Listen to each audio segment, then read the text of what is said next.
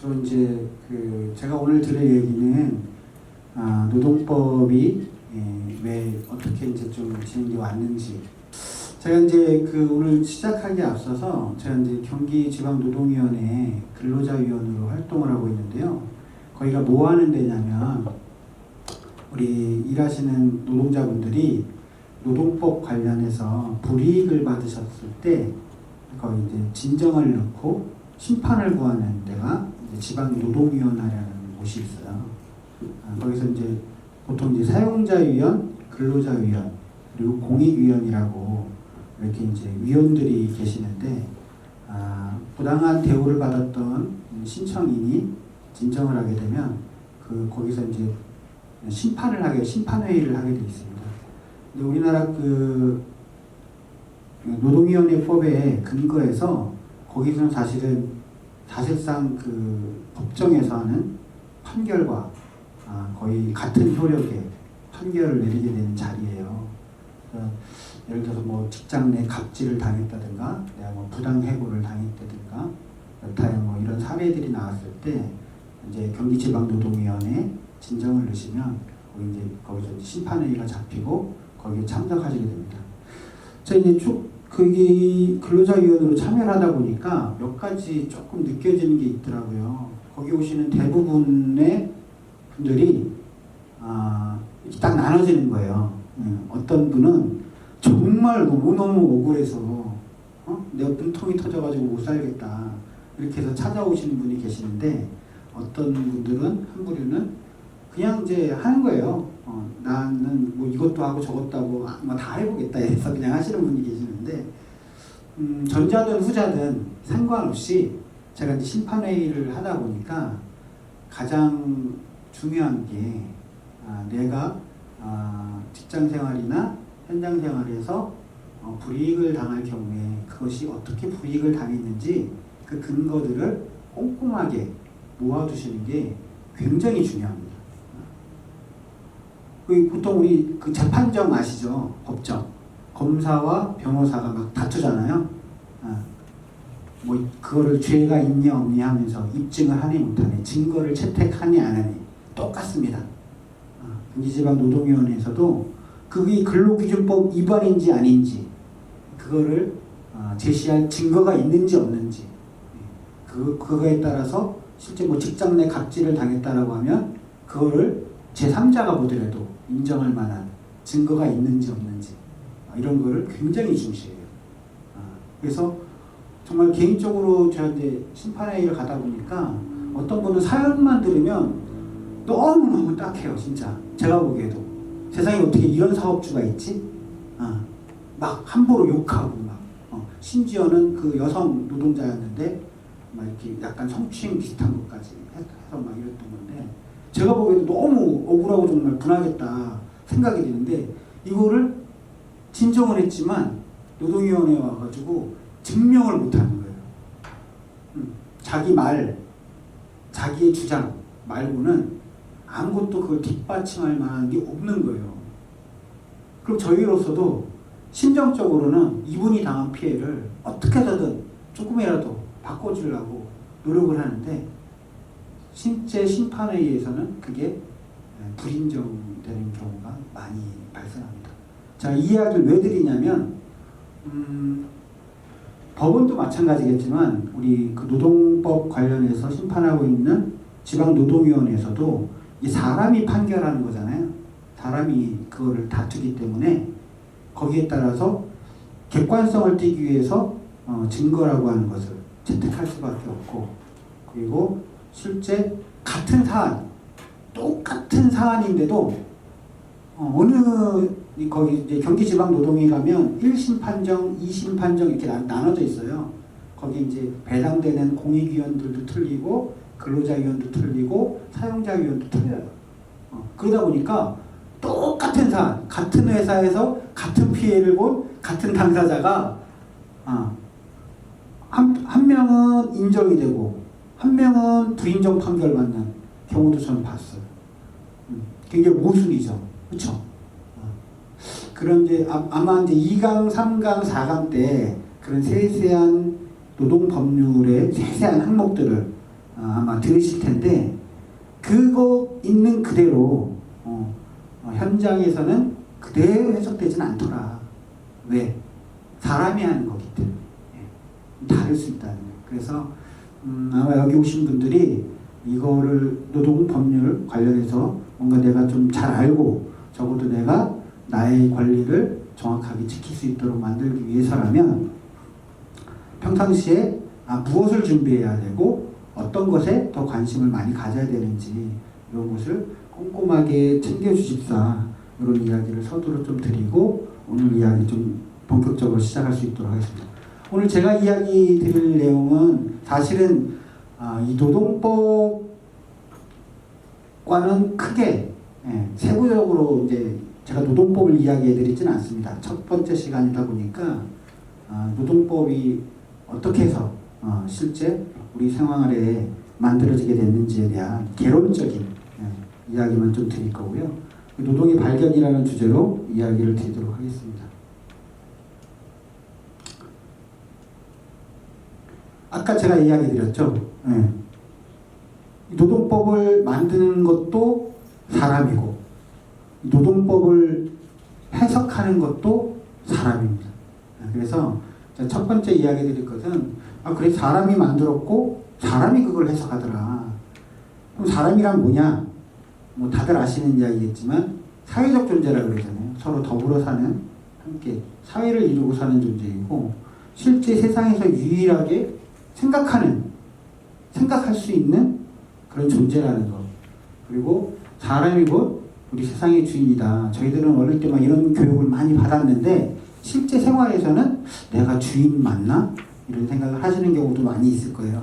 그것은 이제 실제 우리 사람에 대한 성장과 발전을 통해서 저희는 진화한다고 하잖아요. 사람이 계속 끊임없이 진화한다고 이야기하는데 옛날에 이렇게 그 호모 사피엔스 뭐 이런 시절 실제 단순하게 우리 인간의 지능이 더욱 높아지면 높아질수록 노동하는 방식이 바뀌어요.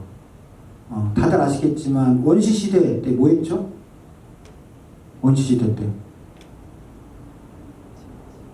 채집, 수렵 뭐 이런 거 하잖아요. 그렇죠?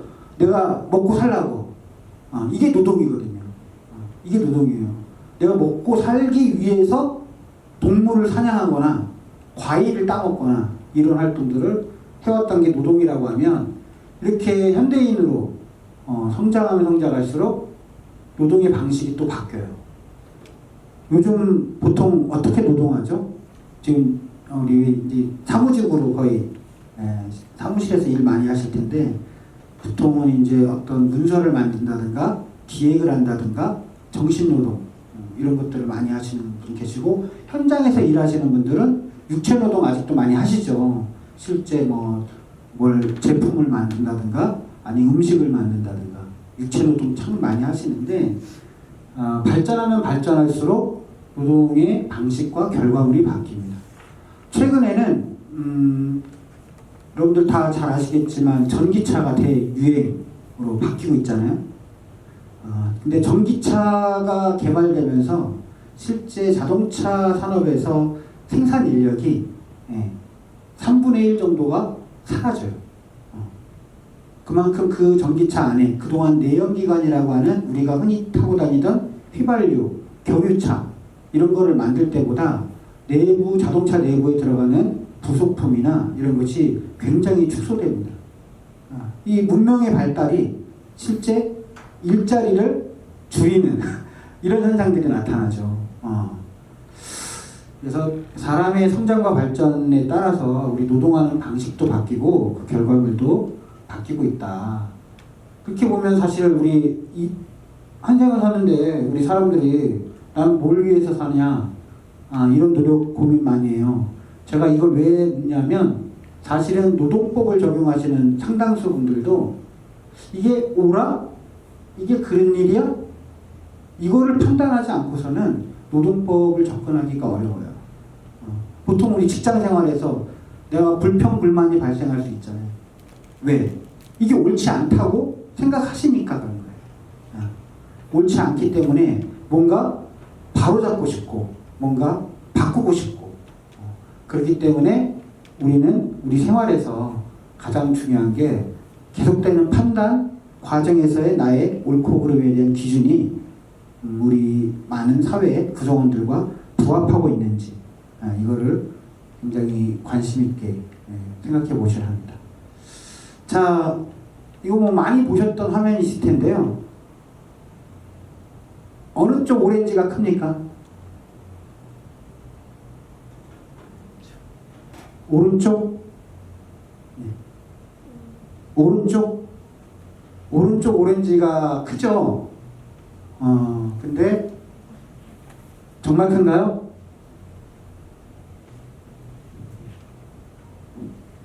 두 개 똑같습니다.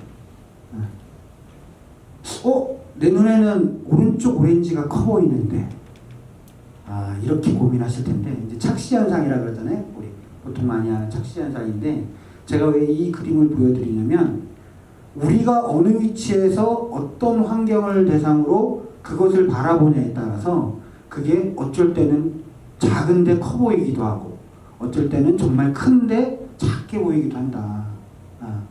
우리 사회의 환경 구성 요소에 따라서 실제 지금 우리가 사는 세상은 당연히 사람을 근로계약을 체결하면 근로계약서를 줘야 되죠.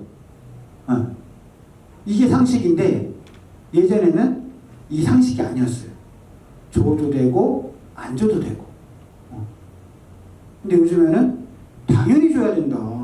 그래서 어디 내가 새로운 데 가면 근로계약을 체결하고 그거에 근거해서 나의 임금을 받고 나의 처우를 기본적으로 보장받는 거잖아요. 이 자기 주변 환경이 어떻게 되냐에 따라서 실제 커 보일 때도 있고 작게 보일 때도 있는데 우리 사회가 그만큼 발전함에 따라서 제대로 보게 되는 요 동그라미는 점점 작아지고 요 동그라미는 조금씩 커진다고 하면 이 두 개가 원래 똑같은 거구나. 그렇게 바라볼 수 있겠죠. 근데 우리 사회에서 아직도 주변 환경 때문에 잘못 이해하는 경우가 종종 있다는 이야기를 좀 드리겠습니다. 요거 그림도 아마 보신 분 계실 거예요. 사람은 누구나 똑같지 않습니다. 이건 상식인데 왜 똑같지 않아? 이렇게 생각하실 수도 있어요. 우리 앞에 가신 마음에 드는 보석 하나만 골라주세요.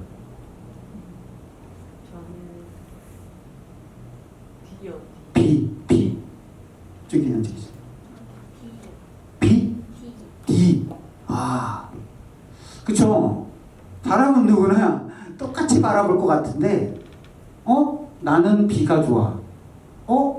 나는 D. 왜 이런 판단이 달리 보일까요?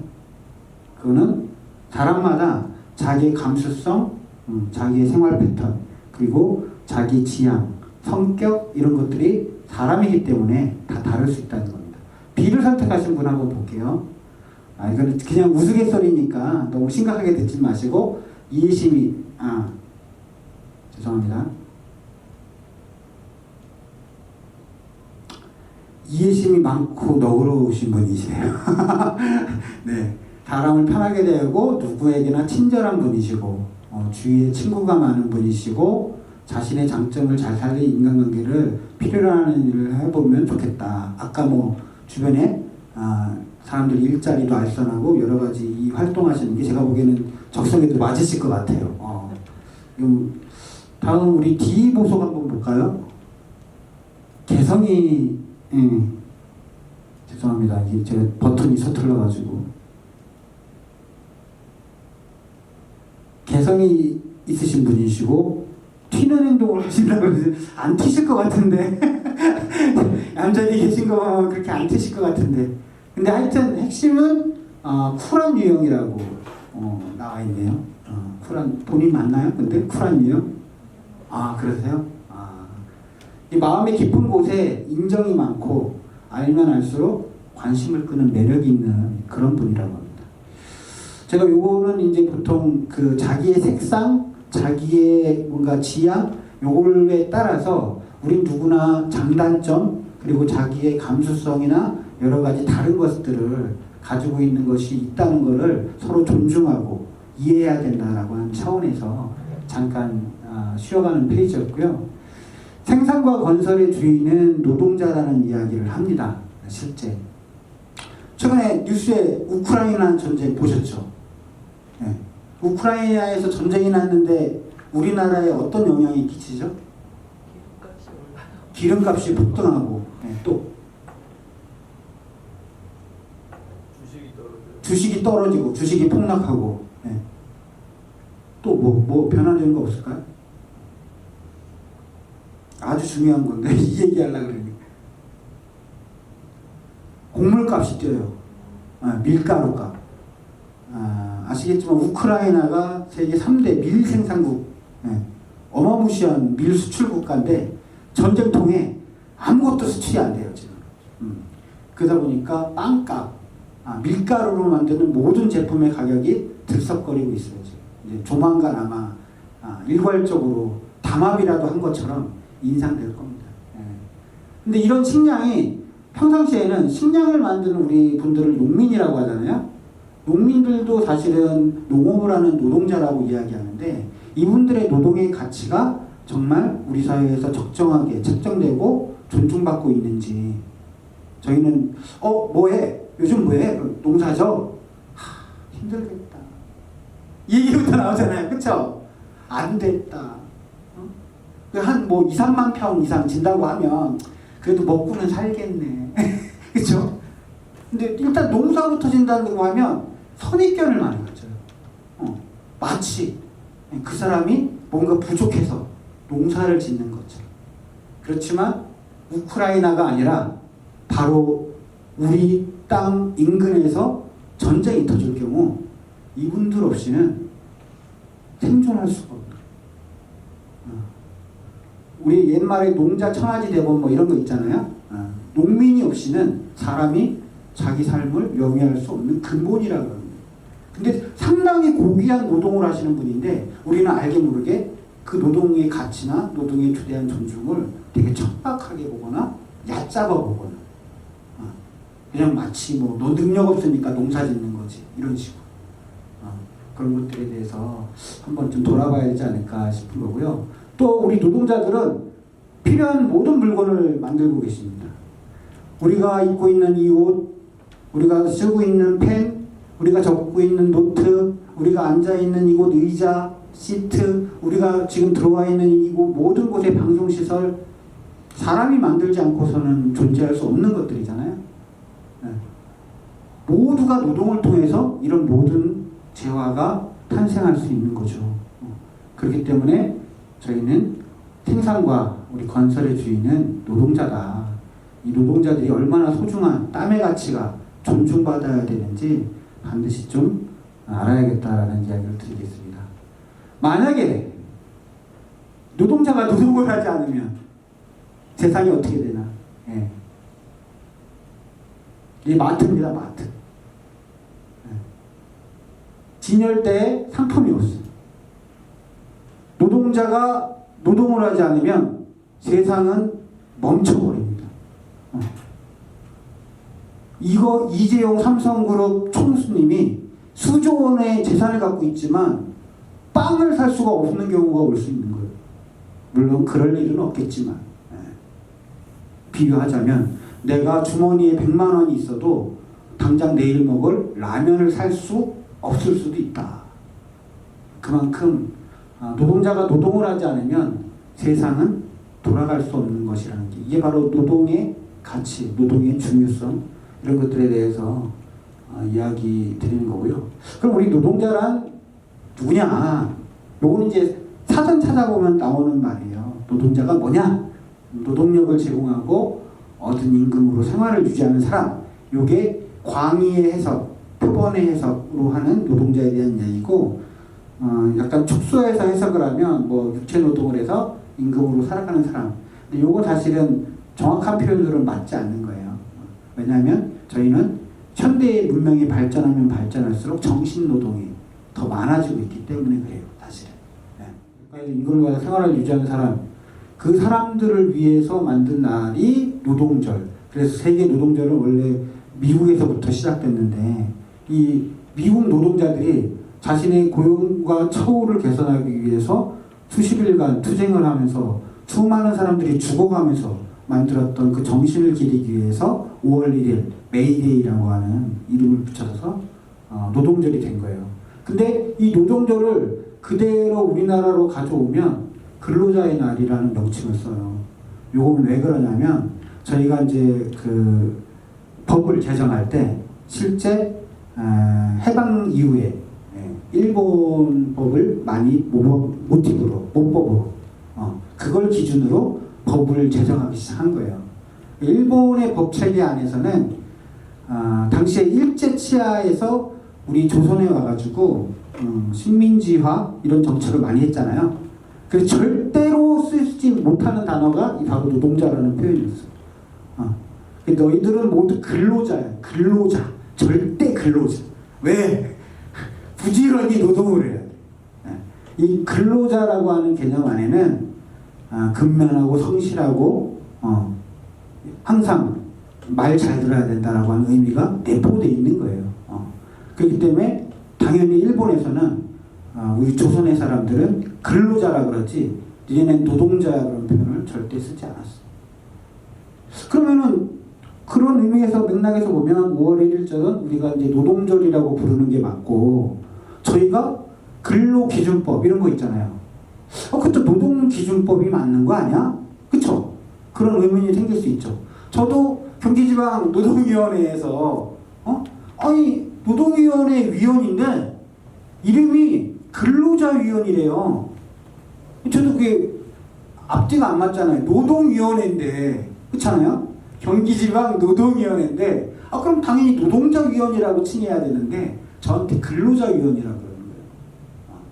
이것도 마찬가지로 그런 옛 잔재가 그대로 남아있는 의미다 이렇게 보시면 될 것 같고요. 요걸 원래 바꾸려고 그랬어요. 전 정부에서 문재인 정부가 이게 표현이 맞지 않다.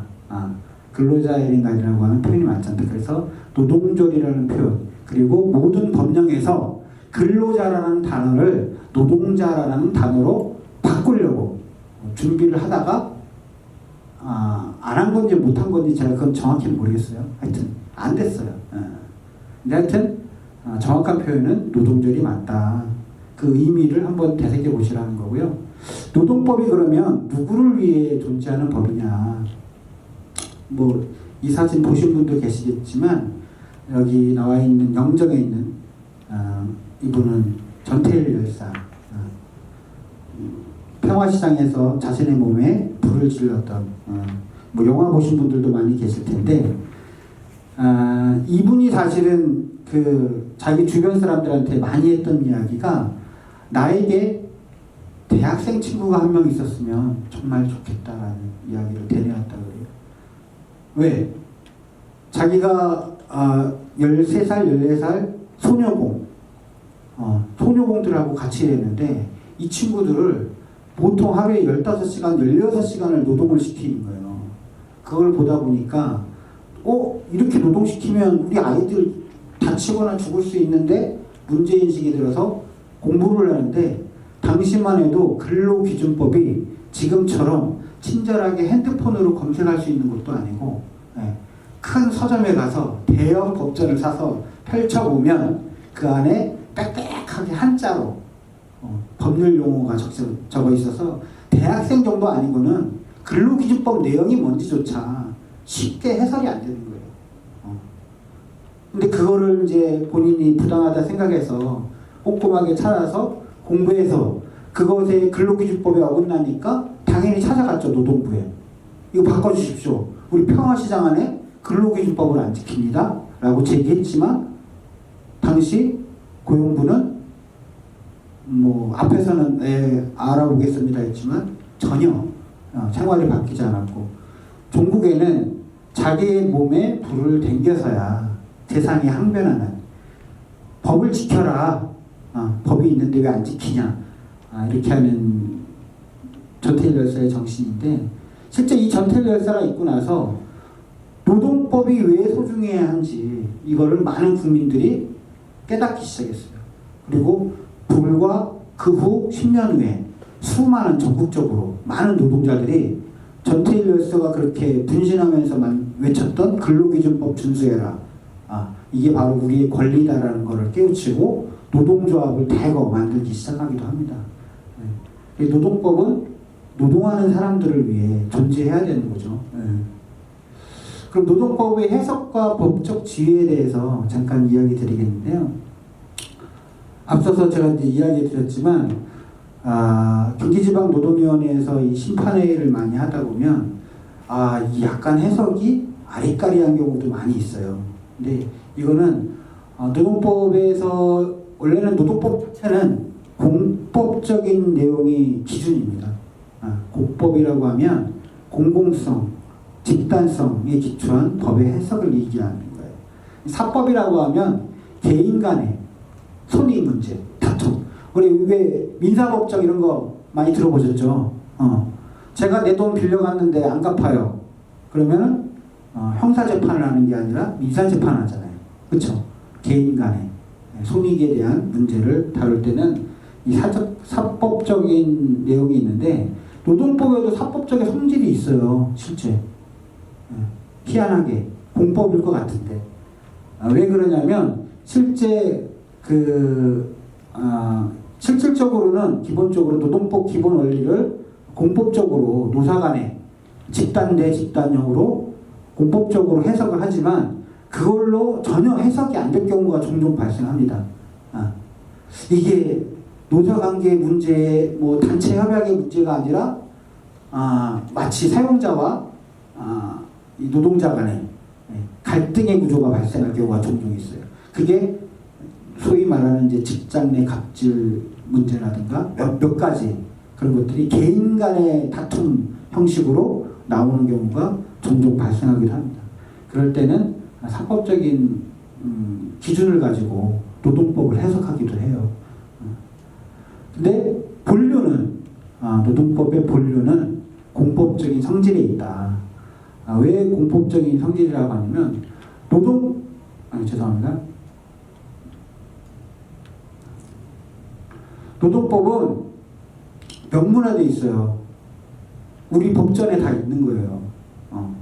그렇기 때문에 실제 그 법률로의 근거에서 이걸 위반하면 거기에 해당하는 벌칙 조항이 다 있어요.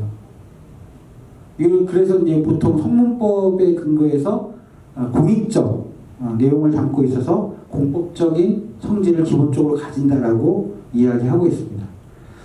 아까 제가 이제 노동위원회에 있다고 했는데 이 노동위원회 제도가 그런 공법적 성질을 아주 보여주는 대표적인 예라고 합니다.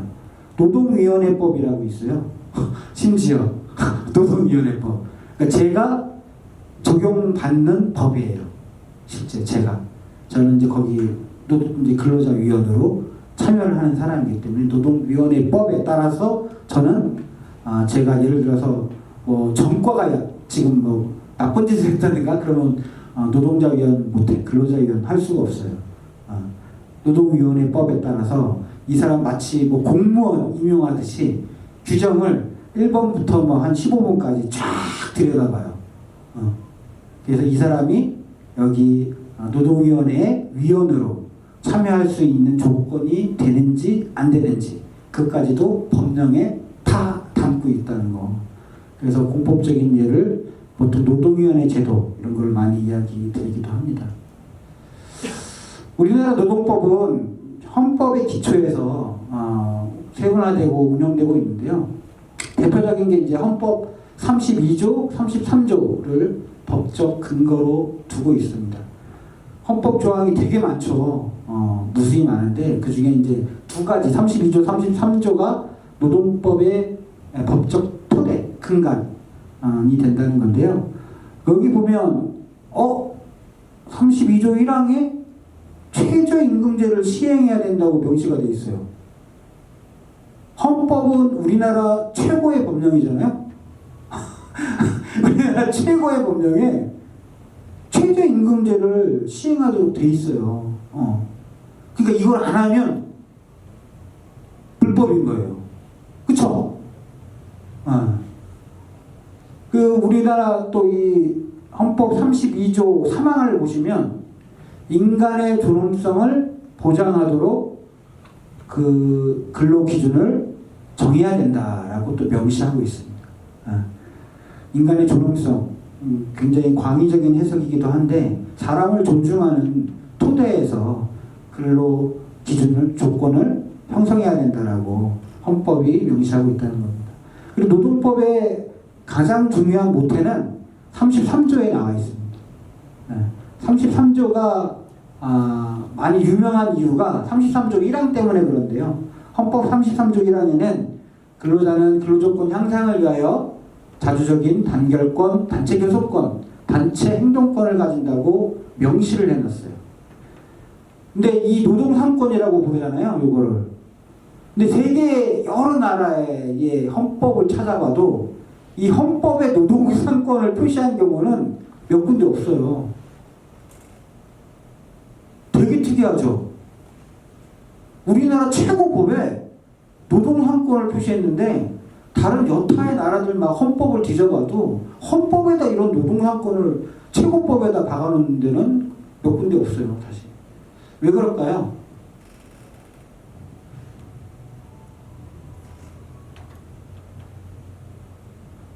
헌법 만드시는 분들이 좀 뭐 노동 인사들이 많아서 그랬나요? 이게 차이가 이제 그 처음에 우리나라 이제 그 헌법을 최초로 만드신 1대 국회, 1대 국회의 구성원들이 거의 뭐 그 절반 이상이 농민들 출신이에요. 농민들 출신이고 그 중에 이제 상당수가 또 이제 그 사회에서 그런 이제 당시에 막 일제 치하에서 막 벗어났기 때문에 평등하게 토지 분배도 평등하게 하자, 무슨 일본이 남기고 난 여러 사회 제도들을 국민들에게 평등하게 논아주자, 이런 운동들이 활발히 전개되던 시절이었기 때문에 그 초대 국회의원들은 이게 당연한 거였어요. 헌법을 만드는데. 그러니까 이게 아직도 저희 헌법에 이렇게 남아있을 수 있는데 사실은 저희 33조 1항에는 한 가지 권리가 더 있었어요. 최초로 만들어진 헌법에는 4가지 기본권이 있었어요. 여기 빠져있는 그 하나가 뭐냐면 이익균정권이라고 하는 거예요. 뭔 말이지?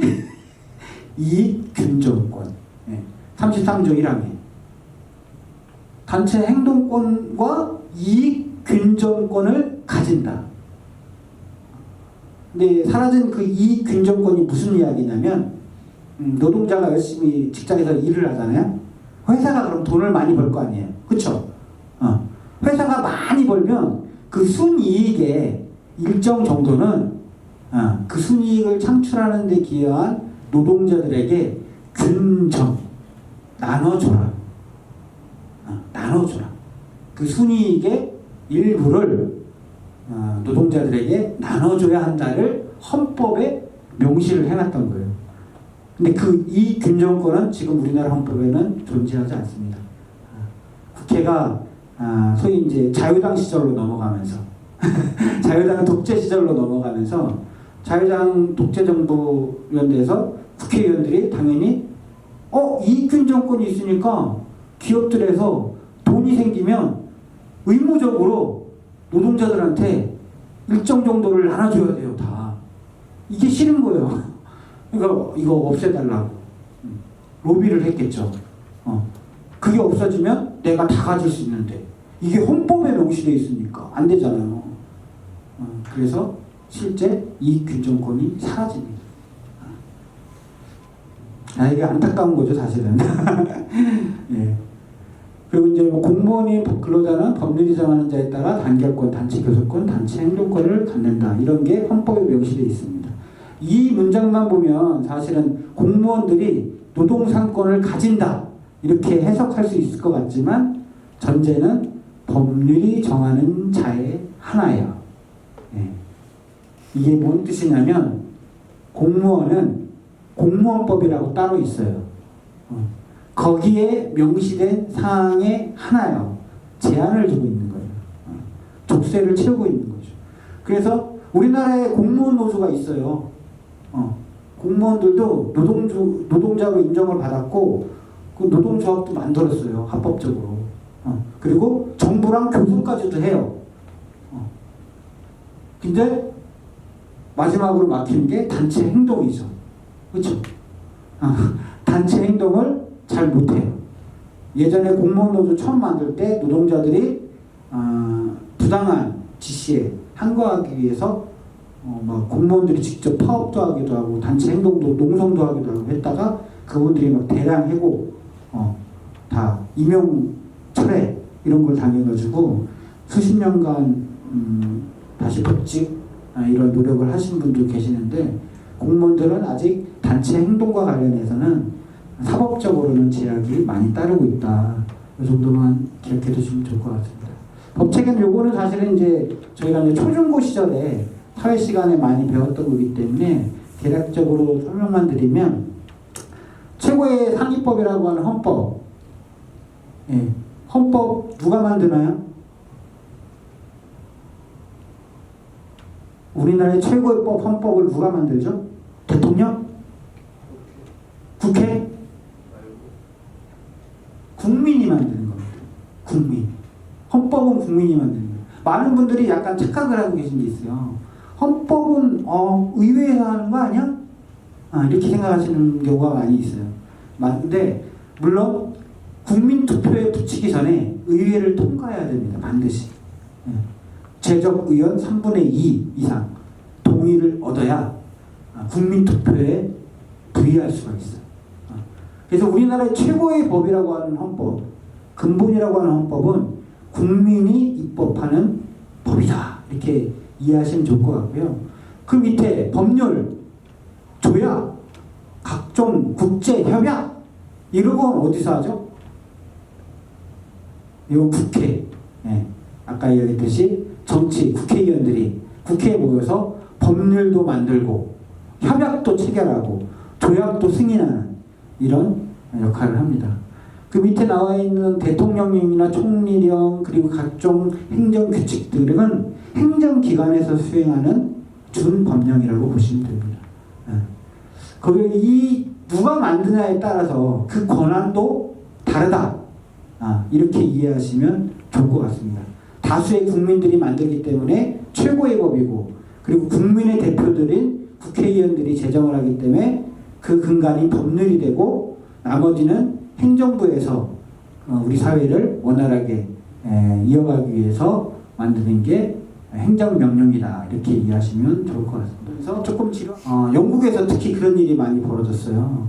산업혁명 시기에 나이 어린 13살, 14살 아동들을 막 이렇게 공장으로 데리고 와가지고 하루에 뭐 15시간씩 노동을 시키면서 그날 품삯으로 주먹만한 빵 하나씩 나눠주는.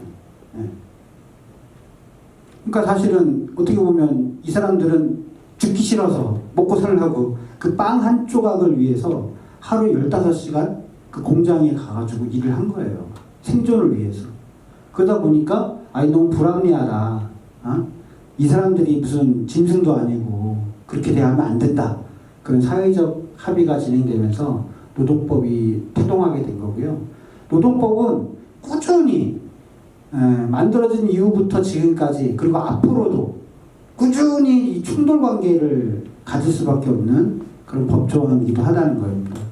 노동자와 사용자라고 하는 개념이 서로 양측의 주장이 다르기 때문에 그거를 정리해주기 위해서 노동법은 끊임없이 그 갈등을 중재하는 역할도 하고 있다.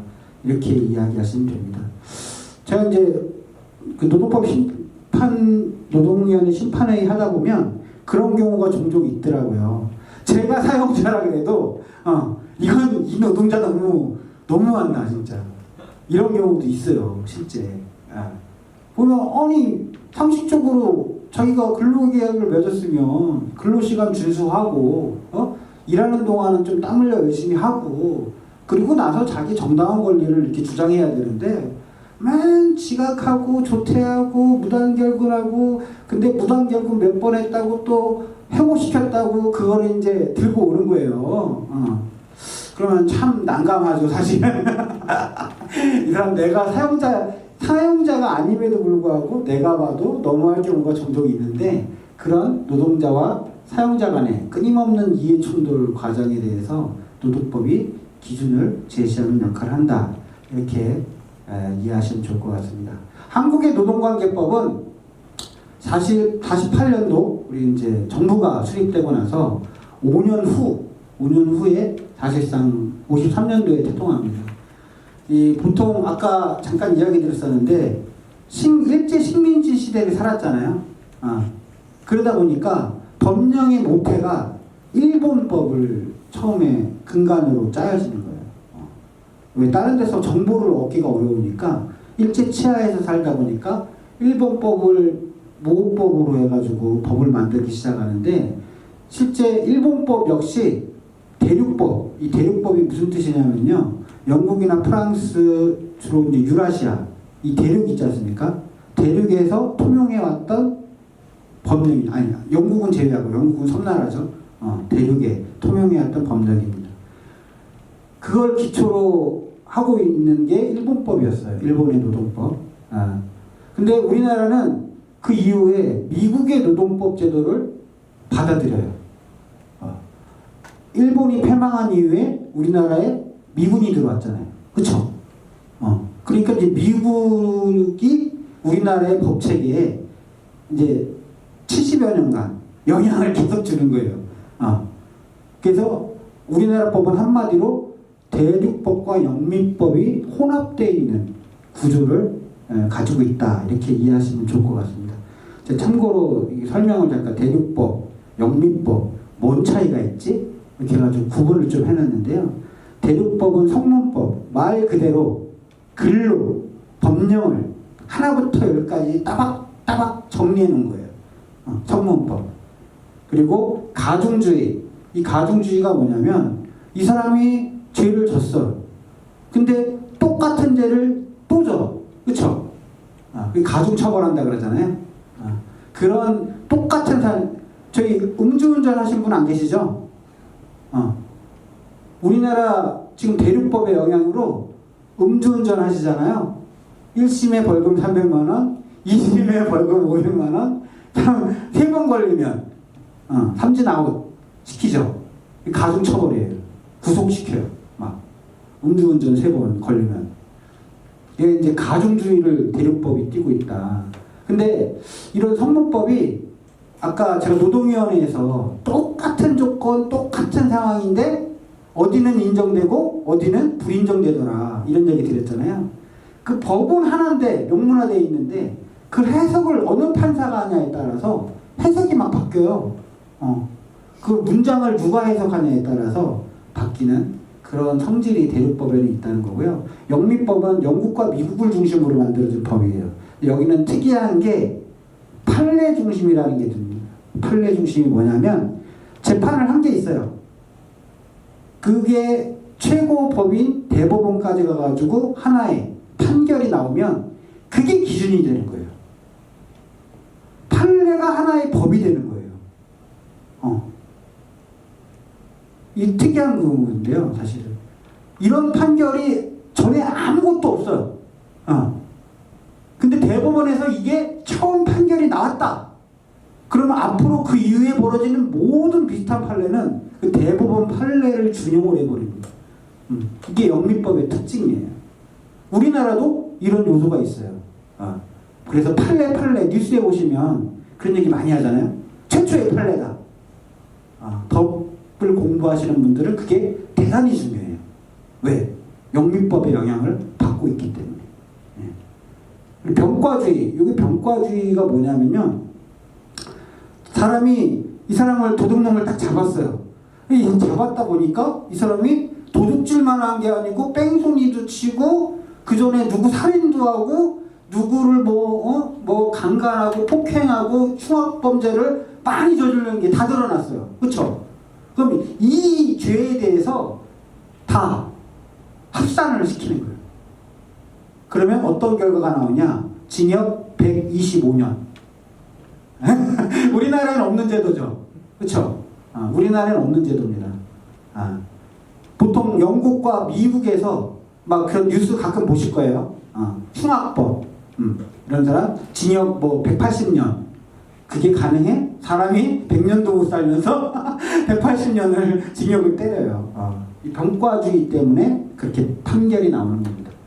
공사혼용이라고 하는 건 무슨 이야기냐면 아까 얘기했잖아요. 공법적 성질, 사법적 성질을 섞어요. 우리나라 법에는 민사와 형사가 구분되어 있죠. 그리고 영민법에서는 이걸 혼용해서 사용해요.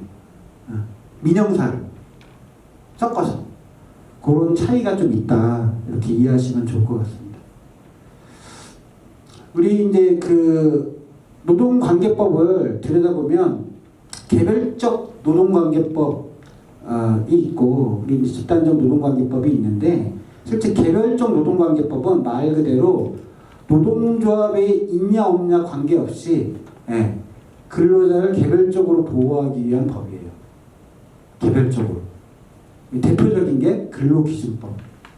노동조합이 있든지 없든지 상관하지 않고 그리고 그 사람이 뭐 어떤 형태의 근로를 하든 개별적인 근로자의 법적 지위를 보장하기 위해서 만든 게 개별적 노동관계법이다. 거기에는 근로기준법, 선언법, 최저임금법, 산업안전보건법, 남녀고용평등법 등등등등이 있다. 이렇게 이해하시면 좋을 것 같고요. 집단적 노동관계법은 이거는 이제 노동조합과 관련된 노동관계법입니다. 실제 노동조합은 혼자서 만들 수는 없잖아요. 우리나라 법령에 따르면 최소 2인 이상이 같이 만들어야 노동조합을 설립할 수가 있어요. 그래서 집단적 노동관계법이라고 하는데 노동조합과 관련된 모든 노동법령을 집단적 노동관계법으로 이해하시면 됩니다.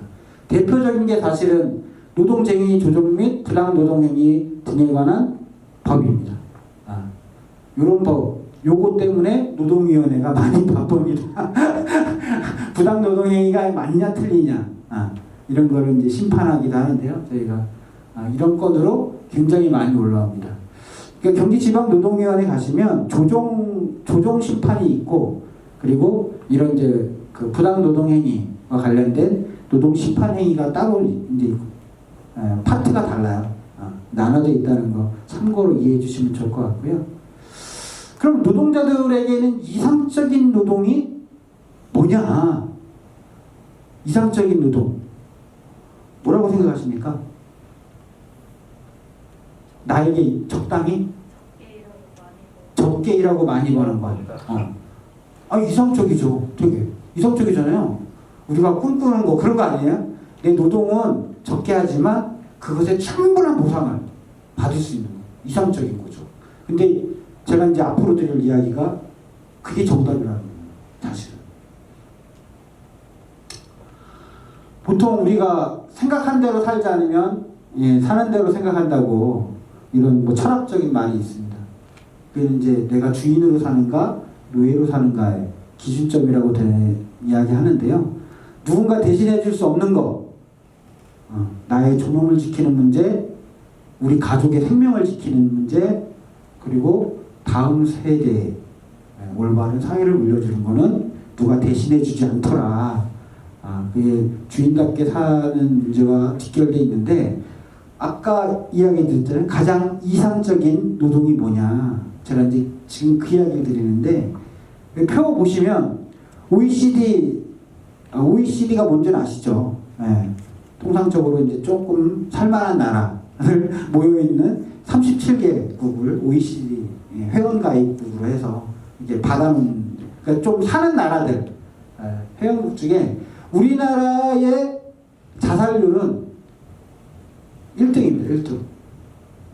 1등. 이게 근데 1, 2년 1등 한 게 아니에요. 무척 오랜 기간. 연속적으로는 15년 1등 하다가 한 번 뺏기고 또 그 이후에도 지금까지 쭉 1등이에요. 왜 그럴까요? 우리 국민들이 허약해서? 그건 아니라고 보고요. 하여튼 뭔가 사회에 문제가 있는 거죠. 자살을 한다는 거는 자기 존엄을 이제 더 이상 지키기 어렵다는 거예요. 이 혹시 우리 사회가 그런 거로 내몰고 있진 않은지 한번 봐야 되는데, 연간 노동 시간을 한번 들여다보겠습니다. 연간 노동 시간, 이거는 이제 그 최근 통계 자료입니다. OECD 국가 중에 한국이 1908시간을 연간 노동을 한대요. 1908시간. 이게 얼마나 일하는 거지? 잘 이해가 안 되실 거예요. 근데 대충 비교해 볼게요, 그냥. 쭉, 그러면 제일 일 적게 하는 나라는 독일. 1332시간. 딱 얼추 봐도 한 600시간 가까이 1년에. 그쵸? 일 덜 하죠? 이게 얼마지? 수치가 안 다가오실 텐데, 제가 간단하게 계산해 드리면 하루 8시간 노동을 하신다고 생각하시면 1년에 3개월을 독일 사람들보다 우리나라 사람이 일을 더 하신다는 거예요. 근데 제가 왜 이야기를 드리냐면, 아까 이상적인 노동, 적게 일하고 많이 벌었으면 좋겠다. 다음 표에 나옵니다. 그래서 얼마를 벌었냐? 그렇게 노동하고 얼마 벌었냐? 우리나라 1인당 32,900달러. 1인당 32,900달러. 우리 국민보다 3개월 동안 일을 안 하는 독일 47,400달러. 적게 일하는데 돈을 더 많이 벌어요. 이건 뭐죠? 뭘까요, 이게? 임금격차? 임금격차. 또 이유가 뭐죠? 3개월간 우린 일 더 했어요. 3개월간. 근데 돈은 독일 사람들이 더 버네. 이유가 뭘까요? 임금격차 때문이다, 이런 이야기. 그 뭐 틀린 이야기는 아닙니다. 임금격차. 왜 임금격차? 그러면 이 3개월이나 일 더한 대한민국 노동자들의 이거보다 더 많이 받아야 되는데 못 받는 이유는 누군가 가져간 거죠. 누군가 가져간 거예요. 더 많이 벌어야 되는데 더 적다는 것은 누군가 중간에서 일은 3개월 더 하고 내 노동의 가치는 더 적게 평가되는 이유는 임금 격차가 발생하는 이유와 무관하지 않습니다. 그거는 바로 이제 사용자가 자신의 이익을 최대로 하려다 보니까, 이왕이면 정규직을 쓰느니 비정규직을 쓰게 되고, 이왕이면 비정규직을 쓰느니 알바를 써서라도 나에게 더 많은 이윤을 얻어가기 위해 하다 보니까 실제 노동 시간은 엄청나게 기는데 이 국민 소득은 상대적으로 낮다. 아까 이상적인 노동과는 좀 거리가 다르잖아요. 그렇죠? 우리나라가 그러면 이상적인 노동으로 가려면 어떤 게 좀 필요할까요? 적게 일하고 많이 받는 구조로 가야겠죠. 그렇죠? 근데 그 서유럽에서 그런 이야기 많이 하시더라고요. 지금 이제 아까 뭐 독일을 비롯해서 이런 나라들, 적게 일하고 정말 돈을 많이 버는 이런 나라들에서 그 노동 시간을 계속 줄여요. 거의 이제 뭐 거의 주 4일 있어요. 주 4일. 우리는 주 4일, 지금 주 5일에도 먹고 살기 힘든데 주 4일 하면 우리 어떻게 살라는 거냐 그러잖아요. 그러니까 서유럽 국가에서는 임금 삭감 없는 주 4일로 가요. 지금 받는 월급과 똑같이 줄 테니까 주 4일만 일하세요. 이렇게 가는 거예요. 근데 그게 가능해? 가능할까요? 가능하니까 아까 그런 통계가 나오는 거예요. 실제 어떤 현상이 벌어졌냐면, 사람들에게 충분한 자기 여가와 자기 휴식을 제공하면 그 사람들의 노동 의욕은 훨씬 높아져요. 일할 때 생산량이 4일제로 일하든가 5일제로 일하든가 봤더니 생산 물량이 크게 차이가 안 나더라 이거예요. 그래서 서구 유럽에서는 주 4일제 할 수 있다 해서 그걸 이제 시행하는 거예요. 그러니까 당연히 근로시간은 적은데 예? 돈은 많이 벌죠. 그렇죠? 물론 거기에는 독일처럼 무슨 뭐 메르세데스 벤츠 뭐 이런 거 있잖아요. 세계가 알아주는 뭐 이런 잘 나가는 그런 뭐 기관 산업도 있죠. 그런 것도 존재하겠지만 핵심은 노동의 가치와 인간 존엄을 만드는데 뭘 기준으로 바라볼 거냐에 달려있다고 저희는 생각합니다. 실제 이제 제가 오늘 드린 이야기가 노동법 개론 입문과 관련한 이야기를 좀 드렸는데요. 사실은 이제 2, 3, 4강에 이제 노무사분이 그 관련된 이제 항목별 아마 이야기를 좀 드릴 겁니다. 거기서 세부적으로 이야기를 개론 형식으로 진행할 텐데, 이 노동법에 대한 역사와 포괄적인 의미, 그리고 노동법을 어떻게 바라볼 것인가, 그리고 노동법이 만들어진 태도, 그리고 그 과정에서 우리 사회는 정말 노동의 가치와 인간 존엄이라고 하는 것을 기준으로 삼아야 되지 않을까 하는 측면으로 오늘 거의 개론 형식으로 이야기를 좀 드렸습니다. 고맙습니다. 여기까지 하겠습니다. 제가 좀 설명을 드리겠습니다. 그러니까 예를 들어서 뭐 부당해고를 당했다든가 내가 이제 그 노동법에 근거해서 부당한 사유로 내 피해를 구제받고 싶다라고 하면 이제 노동위원회에 진정심판을 제기하시게 됩니다. 그 제기되면 담당 근로감독관이 배정이 돼요. 그 근로감독관이 제청하신 진정 사유 내용에 대해서 먼저 조사를 하고 그것이 사실인지 사용자 측에도 한번 조사를 합니다. 그 양쪽의 주장이 다를 것이기 때문에 그렇죠? 다를 거 아니에요. 그렇기 때문에 이제 이거를 심판정에 회부를 하면 경기지방 1심은 경기지방노동위원회에서 합니다. 1심은 경기지방노동위원회로 오셔서 거기서 심판 일정이 잡히고 거기서 사용자 측, 우리 노동자 측 나와 오셔가지고 아까 얘기했던 증거 이런 거 있으시면 그걸 토대로 정말 이게 불법적인지 아니면 안타깝지만 불법으로 인정하기 어려운 문제인지 이렇게 판단을 내립니다. 판단을 내리게 되는데 나는 부당해고를 진정을 넣었는데 아니래요. 그러니까 항소를 해야 되잖아요. 그러면 중앙노동위원회로 항소하실 수 있어요. 중앙노동위원회는 세종시에 있어요. 세종시에 있고 거기까지 가셔야 되는 이제 번거로움이 좀 있긴 한데 거기가 이제 2심 두 번째 심리를 하는 곳이에요.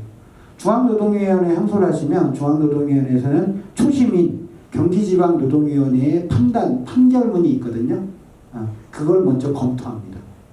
그래서 혹시 법리 오해나 실제 판단의 기준이 뭔가 하자가 있는지 중앙노동위원회는 그걸 먼저 보고 그게 특별히 없는 것 같다.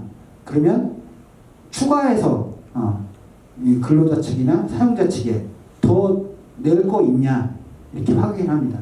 더 낼 게 없으면 거기서 바로 심판을 합니다. 또. 초심에서 뭔가 하자가 있다라고 판결을 하면 중앙노동위원회에서 다시 그거를 뒤집습니다. 이거는 부당해고가 맞다. 이런 경우가 있는데 통상적으로 제가 이게 활동하다 보니까 초심이 뒤집어지는 경우는 20% 이하. 대체적으로 거의 초심이 중앙노동위원회로 올라가도 거의 크게 바뀌진 않더라고요. 근데 거기에 이제 뭐 결정적인 그 심판정에서 판정을 내렸던 공익위원이 뭐 법리 오해를 했든가 뭔가 절차를 준수하지 않아서 뒤집어지는 경우가 한 1, 20% 있긴 해요. 중노위로 올라가서. 근데 그렇게 흔하지 않은 케이스다. 근데 거기서도 인정할 수가 없어요. 중노위에 갔는데도 나는 부당해고가 아니래요. 그럼 억울하잖아요. 3심 맞으면 행정심판을 청구하게 돼 있어요. 거의 이제 3심, 우리나라 3심 제도로 돼 있잖아요. 3번 재판을 하는데 행정심판을 청구하게 되면 이제 거기서는 실제 판사가 판결을 해요. 이게 부당해고가 맞는지 아닌지. 거기서 아예 판결을 진짜 판사가 해버립니다. 근데 그거는 이제 번복이 안 돼요. 거기까지 하면 끝입니다. 노동위원회 관련해서는 거기까지 순서를 밟으시게 된다 이렇게 드리고 통상적으로 아마 그런 이제 진정을 넣으시면 1개월 정도의 담당하실 공익위원, 근로자위원, 사용자위원이 지정이 돼요. 법원으로 따지면 재판부가 지정이 되는 거예요. 재판부가 지정이 되고 그리고 근로감독관이 이제 조사를 시작하는 거예요. 통상 이제 진정한 지 한 달에서 2달 사이에 이제 심판 일정이 잡힙니다. 그 전에 이제 근로감독관이 이거 증명할 거 있으면 자료를 내세요. 뭐 이거 뭐 억울하시면 이거 가져오세요. 이런 걸 아마 이야기해 드릴 거예요. 비용 같은 거는 따로 비용은 필요 없습니다. 이거는 철저하게 그 노동위원회법에 근거해서 다투는 심리이기 때문에 비용이 발생하지는 않습니다. 다만 이제 자기가 노무사를 끼고 이 노동위원회 심판에 참여하게 되면 노무사 비용이 발생하잖아요. 그거는 이제 국가가 책임져 주지 않는데 우리 노동자들 중에도 월급이 250 이하 되고 재산상에 큰 재산이 없는 분들은 그런 노무사 비용을 충당하기가 어렵잖아요. 그럼 공익노무사 요청을 하실 수 있어요. 나는 돈이 없어서 억울한데 노무사를 데리고 나 법에 잘 몰라요. 노무사가 필요해요. 이렇게 거기 이제 근로감독관한테 신청하면 공익노무사를 배정해 드립니다. 근데 이제 좀 월급 받고 있는 분이거나 생활이 좀 재산이 있거나 이런 분들은 배정은 따로 안 해드려요. 그럼 개인 사비로 이제 노무사를 심지어는 이제 큰 사건 맞잖아요. 그 변호사들을 와요. 특히 이제 사용자 측에서 회사가 크잖아요. 거기 이제 아예 그냥 그 회사 변호사들이 와요. 이쪽에 신청인은 노무사랑 같이 오는데 사용자 측에서 뭐 변호사 데리고 오는 경우도 종종 있습니다. 근데 재판에는 사실은 변호사를 데리고 오든 노무사를 데리고 오든 그게 중요한 게 아니다. 아까 제가 처음에 이야기 드렸던 물증 있죠. 누가 봐도 이건 부당하다. 네. 그래서 처음에 저희가 이제 통상적으로 보는 게 사실관계, 이 자료를 가장 중시하게 봅니다. 그래서 심지어는 꼼꼼하신 분들은 자기가 정신적 스트레스를 받았다는 걸 입증하기 위해서 관리자들이랑 대화한 카톡방 있잖아요. 이런 것들을 다 제출하고 심지어 이제 전화, 개인 간의 통화 녹음한 것까지 다 녹취 떠가지고 가져오시는 분도 있어요. 그런 물증이 많으신 분들일수록 인정을 확실하게 받죠. 저희가 이제 다 듣거든요. 그 녹취 파일을. 근데 막 대고 자기 하급자라고 막 욕하고 이런 거를 들으면 저희가 어떻게 판정하겠습니까? 그게 이제 객관적인 거니까. 5인 미만 사업장은 통상적으로 그 이제 채용을 하잖아요. 채용을 하게 되면 보통 이제 4대 보험 이런 걸 많이 넣잖아요. 거기에 이제 건강보험이나 고용보험 이런 것이 이제 등록돼 있는지 안 돼 있는지 이걸 또 확인해요. 상시적인 근로자는 통상적으로 이제 그런 보험을 넣게 돼 있거든요. 고용보험. 상시 근로자가 인정을 하는 거예요. 예, 상시 근로자 5인을 기준으로 합니다. 근데 이제 이게 다툼의 소지가 있는 게 실제는 6명이 일하는데 그런 이제 예를 들자면 보험은 4명만 들어놓는 이런 회피성인 사업장이 있거든요. 근데 그건 이제 조사해서 실제 그 현장에 항상 6명이 일했다는 게 증빙이 되면 그 인정됩니다. 법상으로는 고용 등록이 4명밖에 안 돼 있지만 실제 뭐 예를 들어서 누가 동영상을 찍어놓고 같이 일했던 6명을 다 같이 뭐 진술을 하고 그런 자료들이 명확히 하면 그거는 인정돼요. 그 5명 중에 네. 고용 산재는 가입이 되어 있는데 네.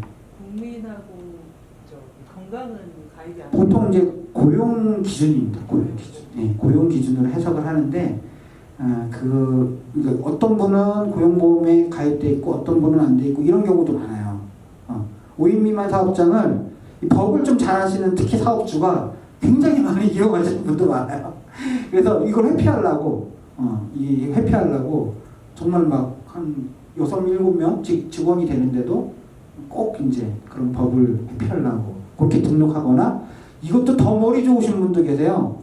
이 나머지 2명의 인원을 돌리면서 출근을 시키는 거예요. 돌리면서 근무 시간을. 그러면서 알바였다. 뭐 상시 근로자가 아니라 무슨 우리 잠깐 일봐주는 자원봉사자였다. 이렇게까지 막 회피하시는 분들도 저희가 이제 심판하다 보니까 종종 있습니다. 근데 그게 이제 아까 이야기 드린 것처럼 그 상시 근로자가 맞다라는 것을 뭘 통해서든 그게 뭐 그 대표 사업주와 전화 통화해서 아무개랑 계속 저랑 6개월 동안 일해오지 않았냐. 근데 어떻게 저만 자르냐. 이런 대화 녹음이 녹취되어 있는 게 있어요. 그럼 인정돼요. 실제 그 사업주랑 통화한 내용이 직접 증거로 채택되기도 하는 경우가 있습니다.